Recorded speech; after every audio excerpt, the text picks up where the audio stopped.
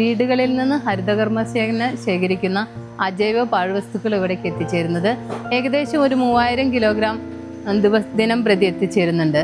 അതിൽ നമ്മൾ സെഗ്രിഗേഷൻ നടത്തും. സെഗ്രിഗേഷൻ ഹരിതകർമ്മസേന ഉപയോഗിച്ചിട്ട് തന്നെയാണ് നമ്മൾ നടത്തുന്നത് കൺവെയർ ബെൽറ്റിലൂടെ.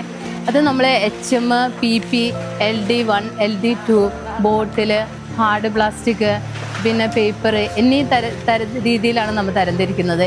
ഇവയ്ക്ക് പലതിനും പല റേറ്റാണ്. അതിന് ഓരോ റേറ്റിനനുസരിച്ച് നമുക്ക് വില കിട്ടുന്നുണ്ട്. ഇതൊക്കെ റീസൈക്ലിങ്ങിനായിട്ടാണ് ഉപയോഗിക്കുന്നത്. ഒരാൾ ദിനം പ്രതി ഒരു ദിവസം 50 മുതൽ 80 കിലോഗ്രാം വരെ തരംതിരിക്കുന്നുണ്ട്. അങ്ങനെ ഏകദേശം ഒരു 500-800 രൂപ വീതം ഈ ഹരിതകർമ്മസേനയ്ക്ക് ദിവസം ലഭിക്കുന്നുണ്ട്. മാലിന്യമുക്ത കോഴിക്കോടിനായി നമുക്ക് അണിചേരാം. അഴക് 7 അഴകിലേക്ക് കോഴിക്കോട്.